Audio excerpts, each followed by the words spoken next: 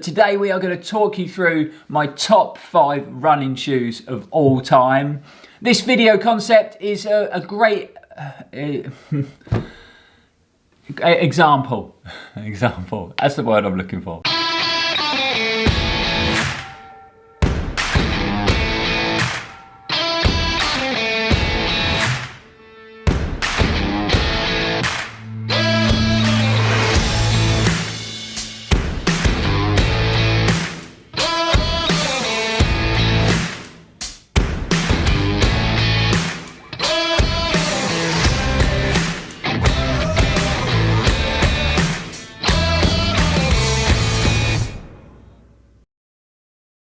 Welcome back folks, I'm Lloyd Purvis and this is Run4Adventure. Hope you are all training hard out there and maybe looking forward to the odd race or two coming up this summer. You can tell by the thumbnail in today's video we are going to talk you through my top 5 running shoes of all time. And this video concept is the perfect example of why we love it when you guys get involved in the comments below. This was actually a suggestion from a viewer and we thought at the time, what a great idea, why haven't we done this before on the channel? So thanks very much for the suggestion, you know who you are. But in today's video, we are going to take a walk down memory lane when it comes to all the running shoes that I've run in over the years, and we're going to pick out my top 5. Now, shoes that made the list might be there just on performance alone, or it might be a combination of performance and great memories of big personal achievements and goals that I set running in that particular pair of shoes. So we've got shoes new and old, we've got shoes for road running and for trail running. So let's dive into my top 5 running shoes ever so far, and let's start with HOKA ONEON's Waka. Look at it, looking a bit battered and bruised and a bit worn out, but it's so good to still have this shoe, such great memories. And I have been known to put it on my feet now and again and take it for a little shuffle. But this shoe has made it on the list for many reasons. But firstly, I was running this shoe back in the day when HOKA wasn't particularly well known, and I used to get lots of funny looks and lots of random questions when I was out there running in the shoe, whether it be training or racing. And back in the day, it was quite nice running in a brand that was different from everyone else. I've got to be honest, I wasn't quite sure about the brand to start with. I put the shoe on and the first couple of runs, I got quite numb, tingly feet, just because the shoe was so different to anything else that I've ever run in. But once that settled down after the first few runs, I was off and away and loving the HOKA ONEON experience. The shoe is super lightweight, really low in the heel offset, plus you've got this great R-mat compound in the midsole, so feels super responsive but really comfortable all at the same time. At the time I was actually spending a lot of time out on the trails running in Salomon trail running shoes, so it was really nice to have this sort of similar drawstring lace system in the Waka. The upper, pretty stripped back, quite a thin tongue, but it was very comfortable, very breathable, and in true Run4Adventure style, the shoe was multicolored, it was bold, it was bright, and it was really colorful, just the way I like my running shoes. This shoe seemed to give me a lot of confidence when it came to my road running just because of the performance, and it definitely gave me a lot of confidence when it came to pushing time over marathon distance. It was in this actual pair of shoes that I clocked my first ever sub 3 hour marathon at Manchester Marathon many years ago. So some great memories in the shoe, some big personal achievements, personal goals set in the shoe. So this Waka is going to be staying in the shoe collection forever, and I'm never throwing it away. Next on my top 5 list is a Go Faster Red stripped back performance trail running shoe from French brand Salomon, and it is Salomon's original SLab Ultra. This was my first experience of running in an SLab product, and boy, what an experience it was. Back then, I'd been running in a Brooks Cascadia 7. I was still pretty new to trail running, and the Brooks shoe felt okay. But when I put these bad boys on my feet, I knew that this was the trail running shoe for me. It felt like the shoe had been personally tailored to my foot shape, and all I wanted to do was go out and find the most technical, challenging piece of coast path and run in the shoe as quickly as possible. The SLab Ultra's definitely played a big part in me getting stuck into that trail running scene a bit more, and I think a big reason for that was because the shoe just felt amazing to run in. All I wanted to do was get it on my feet and hit the trails. I ran lots of training miles, lots of races in the shoe, covering lots of different distances, and it even helped me get through a couple of 100-milers. I would definitely say it was a summer trail running shoe. There wasn't a lot of grip on the outsole and it was pretty rubbish in muddy, wet conditions, but it did have a nice profile shield in that midsole, so good underfoot protection. And even though it was quite stripped back and a race shoe, it was still pretty comfortable over distance. It had a nice gusseted tongue around that midfoot, the speed lace system from Salomon, so you felt really locked into that upper, and you felt super connected and super dialed into the trails underfoot. I ended up running the shoe into the ground, and I've always regretted not stockpiling that shoe at the time because I never managed to get hold of another pair. They sold out so quick. But even back in the day, that shoe retailed for £140, so it was very expensive. My pair were falling apart, splitting in the upper. There was no grip left on that outsole, but I was patching them up, I was gluing them, trying to keep them hanging on. I gave them one last outing at the Atlantic Coast Challenge race down here in Cornwall on the last day. The last day goes from Lelant to St Ives, so if you know it, a super technical, really challenging section of coast path. And boy, what a mistake that was. The shoe literally disintegrated on my feet at about 22 miles. And it led for a very uncomfortable and very unpleasant last 5 miles of that race. I learned from that mistake. That will never happen again, but great memories in a great shoe. So coming in at number 3 on the list is another road running shoe from the HOKA ONEON brand, and it is their original Tracer. This was pitched as a sort of lightweight training and racing shoe, and this is actually my 3rd pair of the original Tracers, and it's still going strong now. It was quite a narrow shoe in design, so it did work well for my foot shape, but it did size up ridiculously small. It was the only running shoe, and it still is the only running shoe where I've had to size up to a men's UK 10.5. HOKA labelled the shoe as a race day shoe, and they're right, it made a great race day shoe with a nice bit of protection and cushioning, but I think it also doubled up well as a training shoe for those tempos, intervals, the speed work, for those quicker training sessions throughout the week. The shoe worked really well.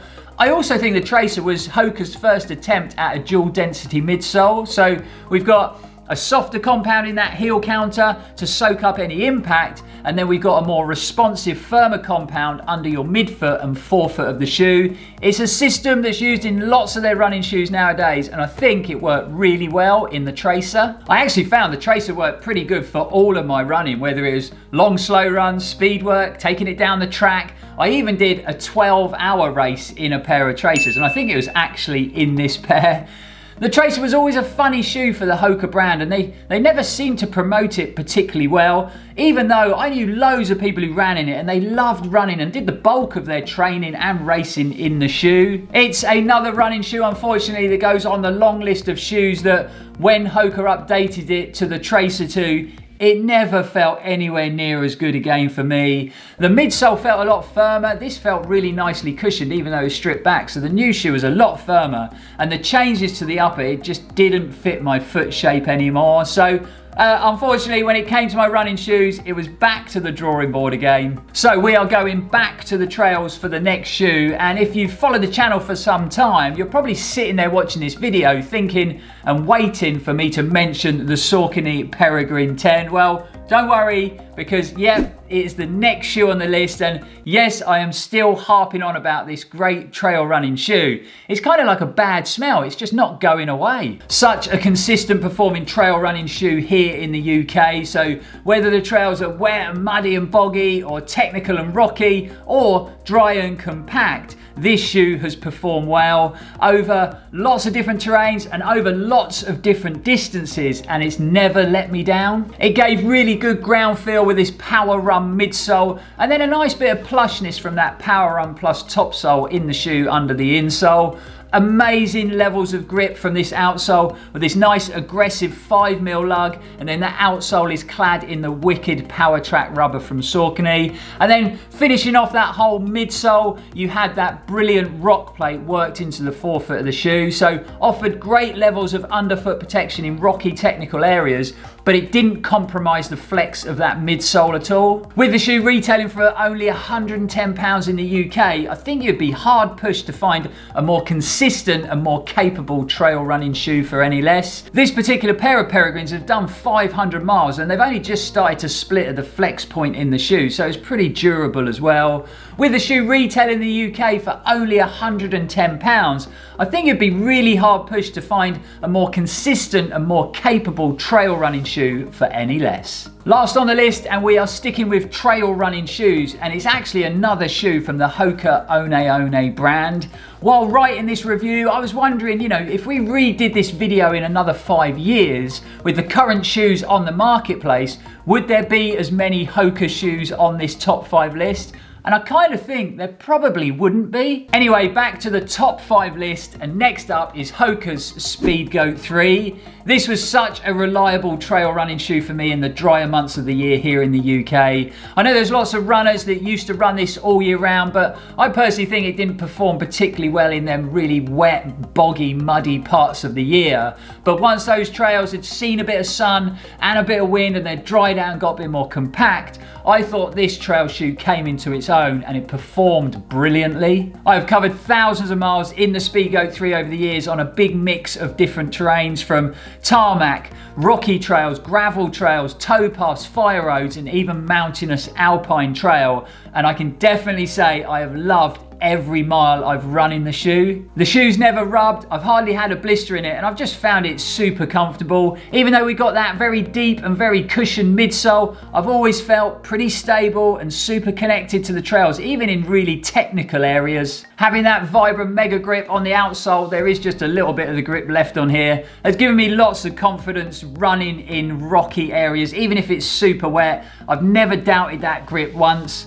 Well, maybe a few times in mud. It's not great in the mud, but on the rocky stuff, fantastic levels of traction. Also, the shoe's always been pretty durable for me. It's held up well to mileage. I think this is my 3rd or 4th pair of Speedgoat 3s, and I've got at least 500 miles out of all of them. I think this pair have actually done closer to 600 miles, and yes, the midsole's just started to come away from the upper. There's not a lot of rubber left on the outsole of the shoe, but I still run it and it still feels pretty comfortable. It was actually this exact pair that helped me get to that iconic finish line in Chamonix of UTMB in 2018. I literally put the shoe on at the start of the race, ran the race 104 miles through 3 different countries, over 10,000 meters of elevation, and this shoe never came off my foot. No sock changes, no blisters, no irritation, no rubbing, no nothing, just very comfortable over the distance. And my feet actually looked really good once we got to that wicked finish line in Chamonix. So some great memories indeed in the Speedgoat 3s for me, whether it be training or racing. Unfortunately, another shoe on that list. When they updated it to the Speedgoat 4, I never got that feeling again from this shoe, so rest in peace, Speedgoat 3. So that's it, my top 5 running shoes from, say, the last 7 to 8 years of my running. But I thought it'd be quite good fun to try and predict some shoes, to try and see what shoes might make it on that top 5 list, say, in 5 years' time. I think a running shoe pretty much guaranteed to make it on that top 5 running shoes of all time list the next time we do it on the channel is the brilliant Endorphin Speed from Saucony. This is a fantastic, versatile running shoe. I'm a big fan of that Power Run PB midsole.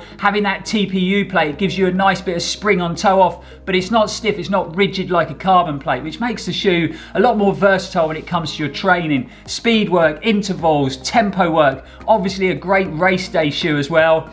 I love the fit of the upper, the breathability of the upper. You feel really dialed into the midfoot, but nice and airy in the toe box, and the balance of the shoe, and then that speed roll geometry in that midsole. This is a fantastic running shoe. In fact, to be honest, it almost made it on the list this time round, but I just haven't put enough training miles or definitely race day miles into the shoe for it to make it onto this prestigious list. Another shoe that I think is going to feature on that future list is another Go Faster plated road running shoe, which is funny really, considering we're probably in the biggest period of road running shoe innovation and development, and it is Nike's Vaporfly Next Percent 2. This is some shoe, and I know I give Nike a hard time when it comes to their trail running department, and they deserve a hard time for their trail running department, but credit where credit is due. Nike really know how to make a carbon plated Go Faster race day road shoe, that's for sure. In fact, just holding the shoe up, looking at it again, touching it, makes me want to get this shoe on my foot and go out on the roads and do a speed session or an interval session or a tempo session. That's how good this shoe is. We're going to have lots more content throughout the summer featuring the Vaporfly Next% 2, and hopefully it's going to end up with a marathon PB in this shoe sometime in the future. And lastly, another shoe that I think is going to do great things in 2021. It is a super hyped trail running shoe from Saucony. I get asked a lot of questions about this shoe from you guys at home. Everybody's excited about it. Everybody wants to see it. Everybody wants to run it. It is the Endorphin Trail. I'd love to show you the pair that we've just been sent as an early testing pair at the channel. Unfortunately, I've been told I can't show anything at the moment. It's embargoed, so I can't even show you the shoe. I can't show you the shoe box. I can't really say a lot about the shoe. What I can tell you is I've tried it on. It feels awesome wrapped around my foot. The shoe looks super cool, and even the box it comes in looks wicked. I can't wait to get out on the trails and get some really good mileage in this shoe before it's launched in the UK, so that we can bring you a full, in-depth, honest review when that shoe does come out. Got to say a big thanks to Alex from Brand Nation and Saucony for sending that early tester shoe. It really helps the channel out. We can get them shoes early, get the miles in it, so that we can bring you guys a full in-depth review when it is launched here in the UK. But that is a wrap on my top 5 running shoes of all time at the moment. Really hope you enjoyed it, guys. If you did, give us a big thumbs up. It's really appreciated. And don't forget, subscribe to the channel if you haven't already. Only takes a second to do, and it is completely free. But don't forget to hit that bell icon so you'll be notified when we upload any new content. It'd be great if you guys got involved in the video. I would love to hear your top 5 running shoes of all time. It could be trail shoes, road shoes, whatever it is, whatever shoes you've really enjoyed running in over the years. Get in the comments below with that top 5 list. I'd be super interested to hear that. And if you've enjoyed the content on the channel at the moment and you want to support us, don't forget we've got a Patreon page. It's a great way of supporting the channel. It doesn't cost a lot, but you also get some great perks along the way, from exclusive window stickers to discount in the merch store, but also behind the scenes exclusive Patreon content. And you can also check out the merch store. We've got some great premium hoodies there, premium t-shirts, but also some really cool design multi-wraps available. But for now, guys, thanks for watching. It's really appreciated. We will see you back here very soon. And as always, stay safe and keep on running.